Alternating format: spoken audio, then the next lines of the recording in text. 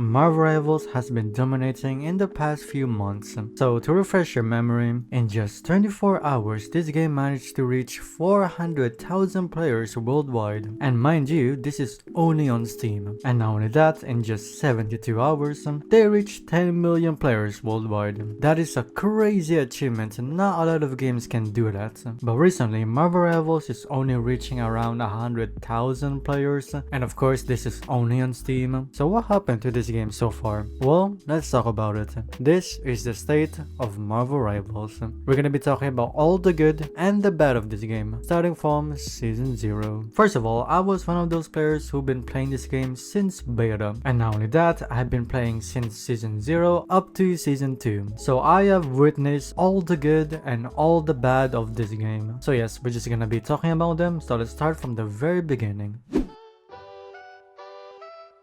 Season 0 was an amazing start for Marvel Rivals, with basically little to no problems. People are still learning the game and just having fun. Back then, Jeff's ultimate is considered really broken and very annoying to deal with. Back then, Wolverine is considered the weakest character ever. You guys also remember when you can spam Luna's ult? You can like make it heal and also DPS at the same time. This was like the golden age of Marvel Rivals. It was mostly positive. I mean, let's talk about the Battle Pass. The Battle Pass in this game is one of, if not the best Battle Pass in the entire gaming genre. So for those people who don't know, the Battle Pass in Marvel Rivals doesn't have the FOMO effect, basically meaning fear of missing out, because the Battle Pass in this game, you can just grind it whenever you want. As soon as you purchase the Battle Pass, it doesn't have a limited time to complete the Battle Pass. The fact that heroes are also free at the very start is also just really nice.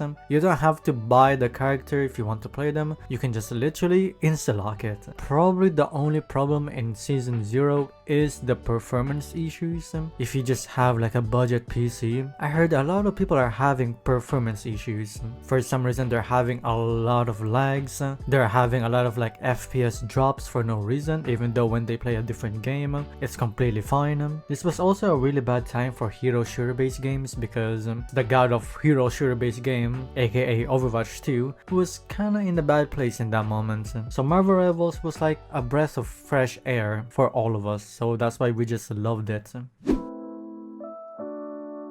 Season 1 to Season 1.5, it was quite interesting. Some people really loved this season and some people really hated it. So to refresh your memory, this was the season where Storm was just absolutely broken. And should we even talk about the triple support meta? So for those people who don't know what this means, they just basically run triple support and they take turns ulting. There's literally fights that are lasting for so long just because they have triple support, so nobody is dying. 2 minutes of my game where nothing is dying. It's like one or two people, 2 minutes, constant fighting, infinite ultimates, nobody can die. It's so annoying. It's actually so annoying to play against. The only heroes that can counter them are like Iron Man, Punisher, characters who can one-shot, for example like Scarlet Witch as well. But if I remember correctly, those heroes are not typically meta. I don't remember Scarlet Witch being meta in Season 1. I'm pretty sure she was considered one of the worst heroes back then. So supports in Season 1 were just living the life. There's also the problem of rank inflation. So what this means is people who are typically around gold, they're somehow like in diamond. I think this is how it goes, correct me if I'm wrong, but as long as you play a ton of games, you will just rank up. So even if you're just in a losing streak and then you win a couple games, it doesn't matter, you will still be ranking up because you're gaining more. So this is just a bad time for ranked because so many people are high ranked even though they don't even know what's happening. I remember I made a video about spectating a DPS player and they have no idea how to play Psylocke. Here's a small clip of it. Okay, what is he gonna do now? That why dash? You don't need to dash. He's gonna miss every single shot, watch it. Yeah. What is your sensitivity? You have a dash. Why stand still? Mind you, this is around Grandmaster. I think around this season there was also a big discussion about the EOMM, which means engagement optimized matchmaking. Basically what that means, it's a system where you keep players engaged by adjusting the matchmaking to make the game more enjoyable. Basically in simple forms, they put bots in quick play. So if you lose like 2 or 3 in a row, your next game will be up against bots just so they kind of feed your ego, like, oh my god, I'm actually so good at the game and my teammates are just the problem in my other games. Some people were saying this is a bad thing because if you want to play with bots, why not queue for bots, which, you know, it makes sense. And some people don't really care about it because you're playing quick play for a reason. You're not really there to try hard, you're not really there to sweat, you just wanna chill and play a video game. Personally, I don't really care about it too much as well because it is just quick play, but at the same time I can see why people are hating on it because it's giving like a false information where you think you're actually getting better. In reality, you're not. This was also the season where there was a lot of smurfs, and I'm pretty sure smurfs don't really get punished a lot, correct me if I'm wrong on this one. So they can just keep making multiple accounts, it doesn't matter. They can just keep smurfing, and I'm pretty sure back then you can start playing ranked if you're like level 10 or something, which is very quick. You can easily farm that in just a few games. So around this season, ranked was just not very fun, but it's not as bad as season 2. Season 2 is arguably the worst season for most players, and I can understand why. And to refresh your memory, this was the season where Rocket is completely broken and ranked is even more in shambles. So first, let's talk about the main problem in season 2, which is the ranked performance based. Basically what this means is your scoreboard matters a lot. I got 13 points. It's because of this fucking Hawkeye, bro. SK got 23.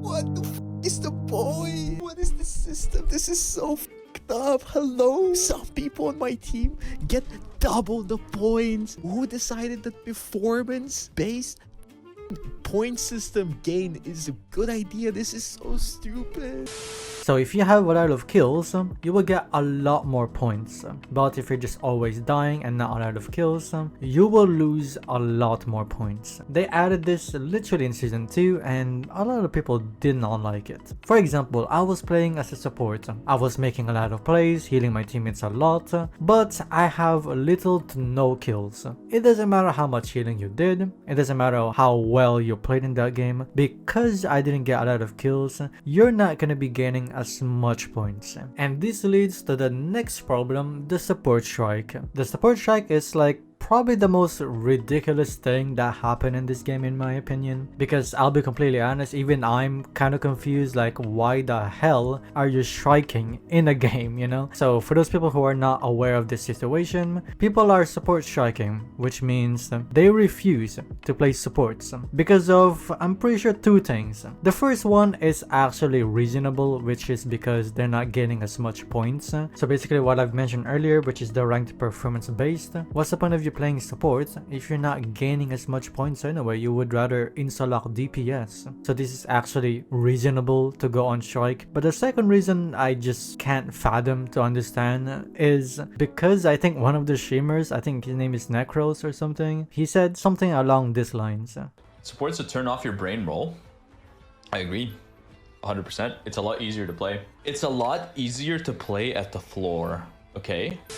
Basically all he said is support is easy. People got angry and they refused to play support because of that one comment. And I'm not even like a Necros fan or anything, but I heard that was a miscontext. So basically it started with this video, right? This video caused people to go on a support strike and they're blaming me because there's one like 15-second clip of me saying that support is easy. And mind you, this clip is taken from season 1 when support was undoubtedly insanely broken, right? Because you had triple strategists every single game. We got a one-trick Spider-Man man calling us useless. Necros. Who said? When did I say supports are useless? I'm gonna crash out.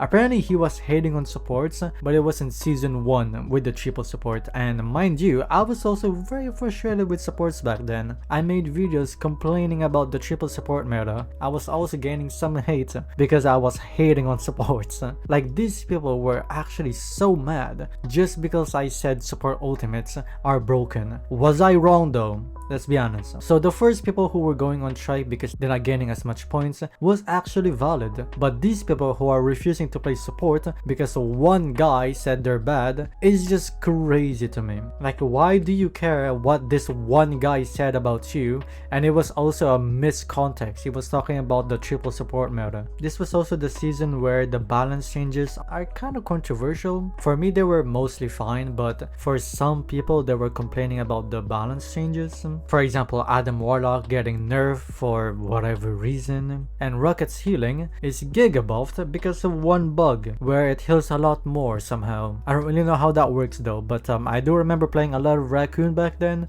because of this reason. So that is all that happened so far in Marvel Rivals. Hopefully in season 2.5 it's gonna get a lot better. I mean, the new season probably dropped already when you're watching this video. So far from what I've seen, people are already hating on Ultron not being able to heal a lot. He doesn't even feel like a support. The balance changes are even worse.